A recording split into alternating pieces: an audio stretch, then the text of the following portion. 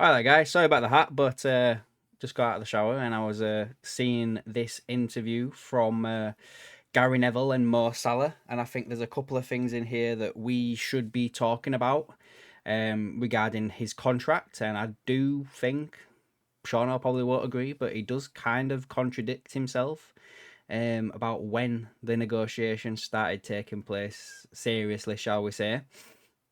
And he also mentioned something about Kevin De Bruyne, and he also talks about the whole Trent situation as well. So if you do end up liking this video, guys, make sure you're hitting the like button and subscribing, and leave a comment down below. What do you think about what Mo Salah had to say?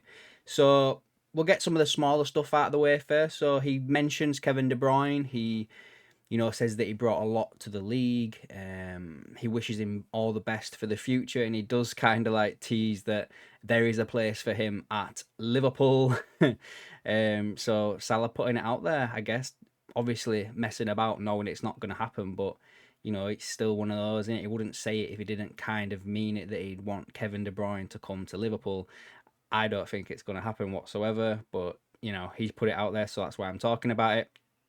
He also mentioned as well about the negotiations around his contract, that they were in negotiation for 6 months. Now, I can't remember the exact date that he signed his contract. It was either March or April, right? So that would mean that round about that time he did that post-game interview saying like, "Oh, they've not said nothing to me. They're not offered nothing to me." They had. Do you know what I mean?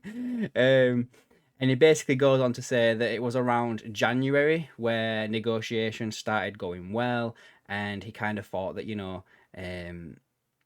maybe the club was trying to think if he could still do it or not, perform and everything.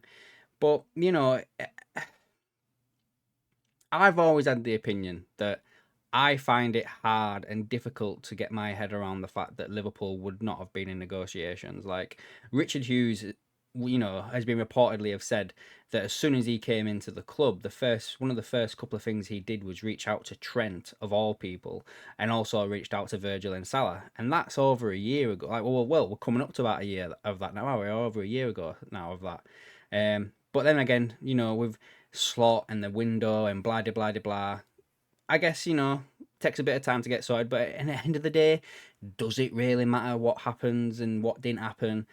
End of the day, Salah signed that deal, and that is the main thing. Nobody really cares about how long it went on for or anything like that, because it happened and it's done. He signed, and so did Virgil. So let's just move on from that, shall we, and stop lingering on about it.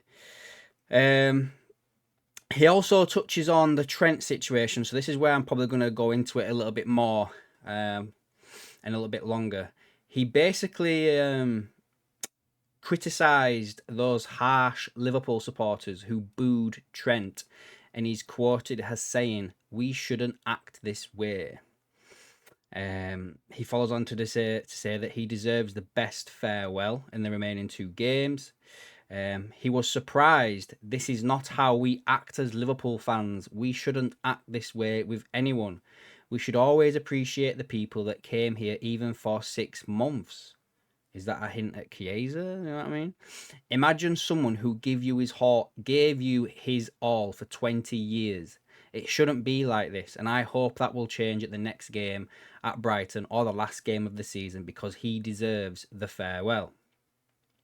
He was then obviously asked by Neville like how much he's going to miss Trent, and he goes on to say, "A lot. I told him yesterday, don't get eye contact with me on your farewell because I really love him, and I think he deserves the best farewell leaving the club. He has done a lot for the city and done a lot for the club, and is probably one of the best players in the club's history. He gave his all, and I think he needed a new challenge. He spoke to me about it, but it's his decision, for sure. But he needs a new challenge. He's 26 years old and has won it all twice or 3 times. What more can he have done? He just needs a work change and challenge himself. People don't know much about it, but he's had 20 years at the club. It's so tough mentally for someone to be at a club for 20 years.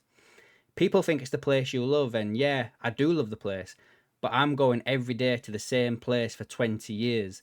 Mentally, you could be depressed. So I really wish him the best. I would always be in contact with him, but I think somehow the fans have been harsh with him. He didn't deserve that, and he deserves the fans to treat him the best way possible because he gave it all to the fans. He also revealed that he didn't try and persuade Trent to stay after him and Virgil had signed deals. He said that I get it, it's his decision. I'm not trying to convince him to stay because I know 20 years in a club is not easy. It's just tough. People think it's so easy to make a decision and just stay, and no, it's not.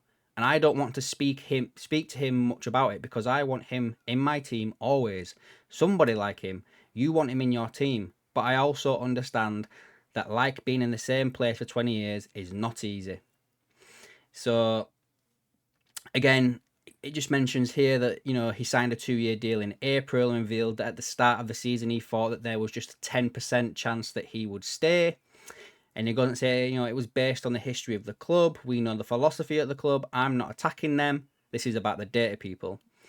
I know how they dealt with players over 30 in the past, and I didn't expect that I would stay.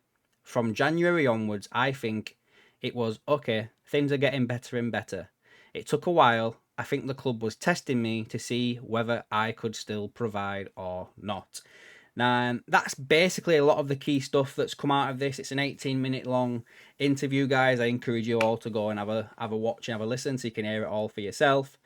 But yeah, I mean,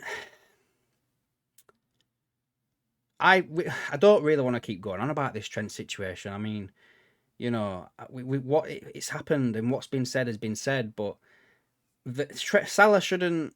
Salah's entitled to his opinion. Everyone's entitled to the opinion about who should boo, should not boo, blah, blah, blah, blah. But I ain't going to tell people what they can and can't do. Do you know what I mean? You know, I've got an opinion of what I would have probably done at the time. I'm sure Shauna, Martin, and I'm sure yourself have all got an opinion of what you would have done at the time. So Salah's entitled to say what he wants to say. It doesn't mean it's right, doesn't mean it's wrong. It's his opinion, and nobody can change that, right? So anyway, yeah, I'm just kind of looking forward to what seems to come next, you know, this summer. Let's get these games out of the way and let's get this summer transfer window rolling, guys. I really can't wait to see what happens. But anyway, let me know down below what you think about this interview, guys. It was quite interesting. If I can find a link, I'll put it in the description down below, and I'll catch you in the next one.